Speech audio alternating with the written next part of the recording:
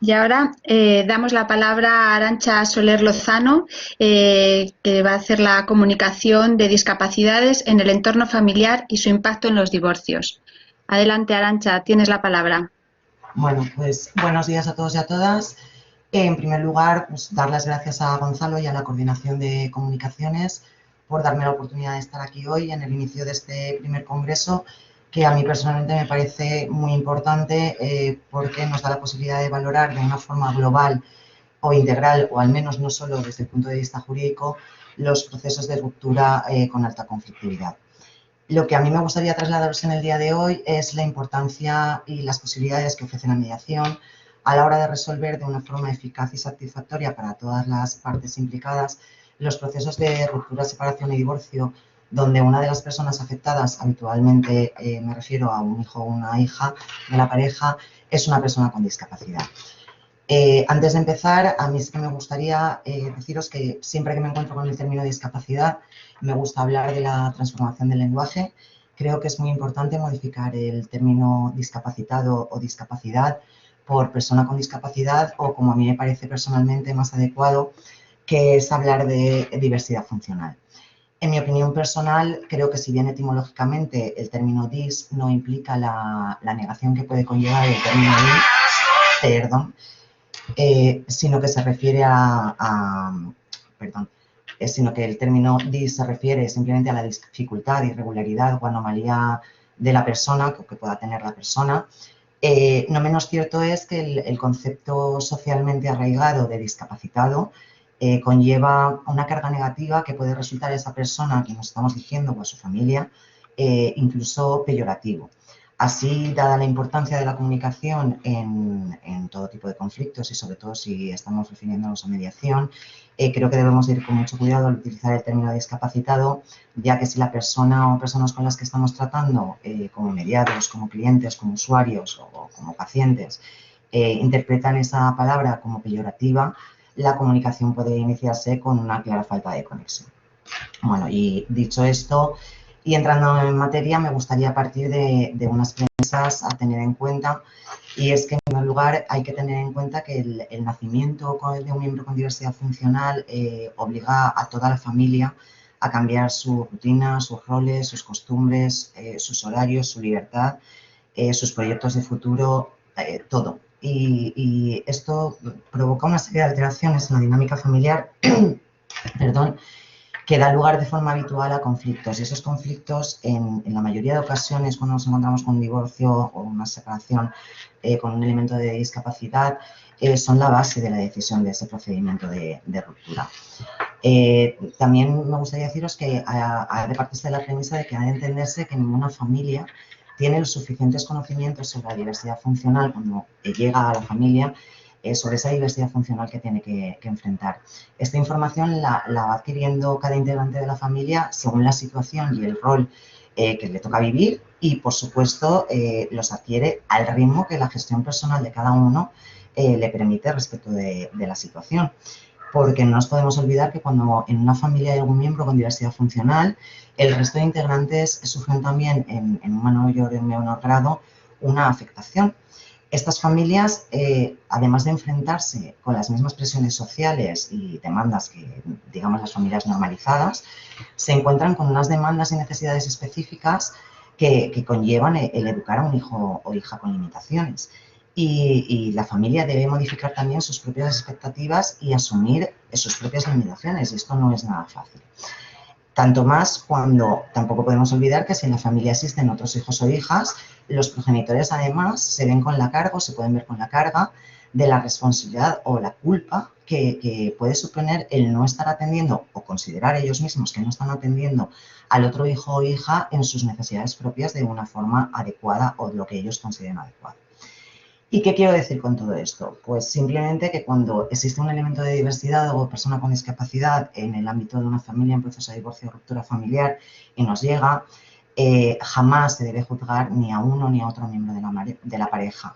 porque la convivencia con la diversidad funcional es algo que en un momento vital determinado nos puede desequilibrar emocionalmente a cualquiera de todos nosotros por la dificultad que lleva el afrontarla y el convivir con ella. Y pues eso, en los procesos de ruptura familiar siempre existe dolor. Sin embargo, sí hemos de tener en cuenta que cuando en esa ruptura nos encontramos con un elemento de diversidad funcional, y tanto más si es en el hijo o la hija, existe además un dolor añadido y que viene perdurando el tiempo desde que la persona con discapacidad llega a la familia. Y ese dolor es, como hemos dicho antes, en muchas ocasiones realmente el dolor de base y el causante de esa separación o divorcio. Y entonces, para conseguir resolver o encauzar la nueva dinámica familiar de una forma correcta, hemos de lograr que los miembros de la familia consigan mirarse todos a un espejo común en lugar de exclusivamente cada uno a su propio espejo, que es como vienen mirándose cuando nos llegan bien al despacho, bien a mediación, al procedimiento de separación y divorcio, y cómo vienen, o sea, se han estado mirando desde probablemente la inmersión de la diversidad funcional en su familia. Entonces, para la resolución efectiva en los procesos de ruptura familiar, cuando existe un elemento de diversidad funcional, es necesario que desde el punto de vista o desde la postura en la que nos encontremos, bien de letrado, bien de psicólogo, bien de trabajador social o bien de mediador, por supuesto, creo que es necesario el conseguir crear un espíritu de cooperación para transformar la frustración que tiene la familia y el dolor de las personas con la discapacidad y reconvertirlas en satisfacción, y siempre desde el reconocimiento de los derechos y el respeto de todos los integrantes de la unidad familiar. En jurídico, habitualmente, pues o llevas al padre o llevas a la madre, y sí, como ha dicho Nuria antes, nos llenamos la boca de decir que lo que estamos velando es por el interés del menor, pero realmente lo que deberíamos mirar incluso no es solo al menor, sino el reconocimiento de los derechos y el respeto a todos los integrantes de la unidad familiar y favorecer que aumente la participación de todos ellos en la toma de decisiones. Con todo esto, pues por supuesto ya podéis imaginar que en los supuestos de ruptura familiar en los que existe el elemento de discapacidad, y sobre todo si el mismo se trata de la existencia de la diversidad funcional en uno de los hijos o hijas, si queremos alcanzar a que ese conflicto familiar realmente se resuelva de la forma más adecuada para él o la menor, dicho con todo el respeto y desde mi punto de vista personal y por supuesto el profesional que me da de más de 20 años de ejercicio como abogada especialista en familia, yo creo que no existe perito, ni fiscal o juez, ni equipo psicosocial que realmente pueda llegar a alcanzar y dictaminar lo que es más adecuado para esa familia. Creo que la nueva organización familiar más adecuada para cada familia tan solo podrá darse mediante el pacto entre las partes atendiendo a la verdadera necesidad, de forma que la familia puede llegar a un autocuidado integral de ese menor con diversidad funcional y del resto de la familia, aun encontrándose separado. Y teniendo en cuenta, por supuesto, como he dicho antes, que la verdadera y primordial necesidad no solo es ese menor, no solo es el mejor cuidado de ese menor con diversidad funcional, sino el de todos los integrantes de la familia. Por ello, desde mi punto de vista, yo creo que en estos supuestos la mejor opción es intentar resolver el conflicto mediante un método de resolución extrajudicial, como es la mediación, y para mí la mediación sería el más adecuado. Y os voy a poner un ejemplo. Una familia, mamá, papá y 2 niños, el niño mayor sin ningún tipo de problemática o de diversidad funcional, y el niño pequeño con una diversidad funcional consistente en una enfermedad física, una de las enfermedades denominadas como raras y crónica. Esto hace que pues bueno, el niño haya vivido los 3 primeros años de vida ingresado en el hospital, hospitalizado prácticamente por completo, y posteriormente, pues bueno, también es una situación crónica que en el momento en que le da una crisis, el niño tiene que estar hospitalizado. Pues bueno, si nos fuéramos a un juzgado y al equipo psicosocial, al fiscal o al juez, yo en esta situación le digo, como letrada, que es que el padre, por su propia gestión, por sus propias mochilas, por su propia situación, se siente, no es que sea incapaz, porque cuando tiene que hacerlo lo hace, pero se siente incapaz de pasar el horario nocturno en el hospital con el niño, pues por supuesto el fiscal, el equipo social y el juez dirían, no, pues entonces la guardia y custodia única y exclusivamente para la madre. Y el padre en régimen de visitas. Pues bueno, si en la misma situación os digo que la madre se siente igualmente incapaz, aunque si tiene que hacerlo lo hace, de cambiar, el niño es portador de una ileostomía, de hacer los cambios del dispositivo de ileostomía, ¿qué hacemos? Cada uno, esta familia se había organizado de tal forma que cada uno, respetándose su gestión emocional y sus habilidades ante la situación, tenían totalmente repartidas las tareas, de forma que el cuidado del menor y con diversidad funcional y del otro hijo estaban totalmente cubiertas. En el juzgado es que ni el mejor perito, ni el mejor equipo psicosocial, ni por supuesto un juez o un fiscal, puede ser capaz de orquestar la nueva estructura familiar de la misma forma que podrían hacerlo los propios progenitores e incluso teniendo contacto, hablando y dejando participar a los hijos en la resolución de esa situación.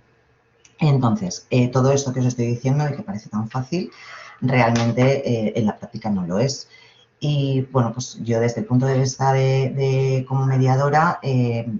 me planteo, ¿y qué tenemos que hacer nosotros si nos llega un conflicto de ruptura familiar con ese elemento de discapacidad? Pues bueno, yo pienso que es necesario, muy necesario previamente, estudiar la completa diversidad funcional a la que nos vamos a enfrentar, la que tiene ese hijo o hija de la pareja, informarnos, evaluar con profesionales, si pueden ser los que atienden a ese menor, muchísimo mejor, y si no, pues con otro tipo de profesionales o con otros profesionales, las necesidades y atenciones que va a requerir ese menor con diversidad funcional, para poder interrelacionarlas con las posibilidades en la práctica diaria de cada uno de los progenitores. Porque en estos procesos de ruptura familiar existen temas muy importantes a tratar, mucho más allá de los habituales que se tratan exclusivamente jurídicamente en el juzgado, que son los de pensión, su disfrute, custodia, visitas, y son temas que, porque cuando existe un menor con diversidad funcional, esos otros temas a tratar son la base del día a día de esa familia. Es el tema del hospital, es el tema de las visitas, es el tema de ingresos, de información médica, de médico privado, médico público, de operaciones, de segundas opiniones, de cambios de médicos. Todo esto puede generar una conflictividad muy alta que sin los pactos necesarios, sin el escucharse, sin el mirarse a los ojos, sin el hablar realmente, puede hacer que la familia entre en bucle, como ha dicho anteriormente Nuria, y pasen años y años con la gestión familiar judicializada. Y una gestión familiar judicializada, lo que de forma evidente nunca puede ser considerado como la forma adecuada de velar precisamente por ese concepto que tanto nos gusta, que es el interés superior del menor. Y entonces yo entiendo que es necesario realizar un acompañamiento que lleve a esos progenitores a resolver los conflictos de comunicación que vayan surgiendo, a la vez que ayudarles a tomar decisiones en el cuidado de esa persona con diversidad funcional. Las familias con hijos con diversidad funcional en proceso de ruptura tienen, incluso sin proceso de ruptura, tienen una alta dificultad en conseguir un espacio de creación de diálogo positivo. Porque la carga emocional que conlleva esa diversidad funcional, a pesar de que tú intentes normalizar la situación, pues bueno, es la que es. Y entonces, pues ese sentimiento de cooperación que necesitan crear apropiado y que ofrezca una mayor calidad de atención y tratamiento tanto a la persona con diversidad funcional como al resto de integrantes de la familia, yo creo que es muy improbable que pueda solucionarse en un espacio jurídico única y exclusivamente. Creo que es mucho más apropiado una mediación. Y si una mediación no funciona, pues bueno, quizá una coordinación de parentalidad, aunque yo creo que realmente en estos procesos lo más adecuado es la mediación. Porque además no hay que olvidarse que aunque estamos hablando de que hay un menor con diversidad funcional, estas situaciones repercuten también mucho en el resto de hermanos y hermanas, caso de que los haya. Entonces, los problemas de relación y toma de decisiones que tienen las familias con una persona con diversidad funcional son muy frecuentes, por lo que la mediación la utilizamos para negociar y conseguir que ambos padres lleguen a un acuerdo común donde se satisfagan los intereses comunes.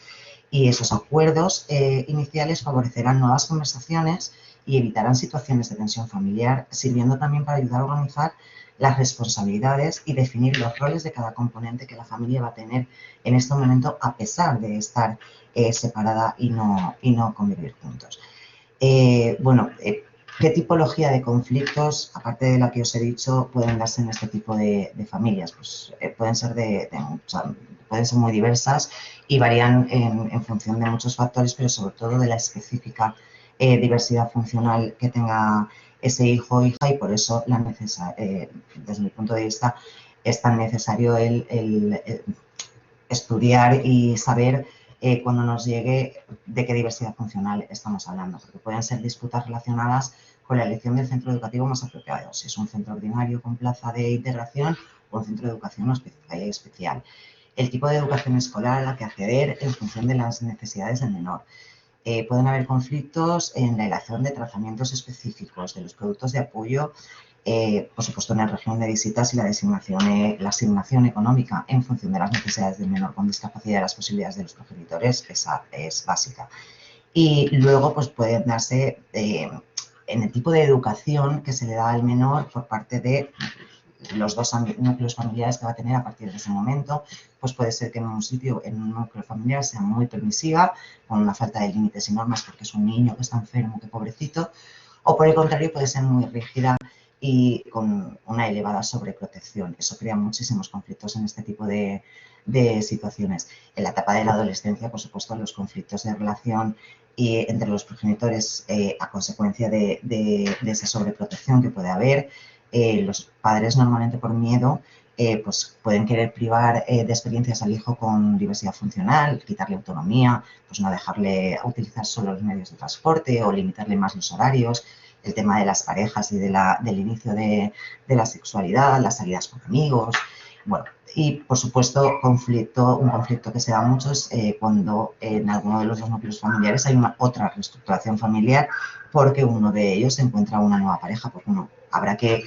reorganizar y ver cómo integramos a esa nueva pareja dentro de la dinámica familiar de esta familia con un menor con diversidad funcional. Y el conflicto, un conflicto muy, muy importante y que se da muchos años después de la ruptura, es cuando y por eso es tan importante llevar todo el proceso previo muy bien gestionado y con mucho acuerdo y muy bien interaccionados los dos progenitores, es cuando el hijo alcanza la mayoría de edad. Y entonces nos planteamos en si es necesaria la incapacitación o no del mismo. Este conflicto es muy habitual y si todo el proceso de dinámica familiar está judicializado desde hace años, esto ya es el acabose. Entonces,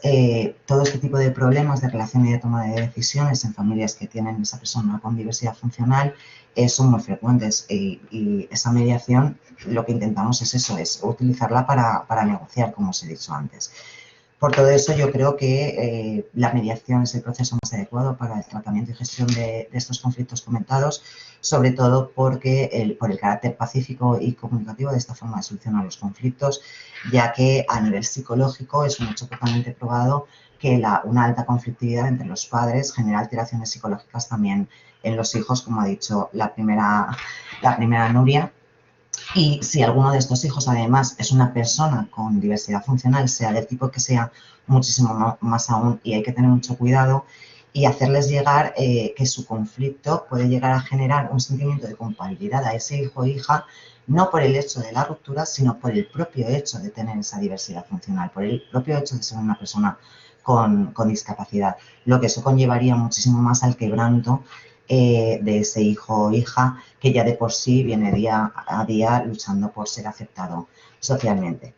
Y finalmente me gustaría indicar que también creo que ha de conseguir transmitirse a las familias que han de normalizar tanto la propia diversidad funcional con la que conviven como el proceso de ruptura, separación y divorcio. Que entiendan que el cuidado integral de ese hijo o hija con diversidad funcional puede ser completo cuando se encuentran separados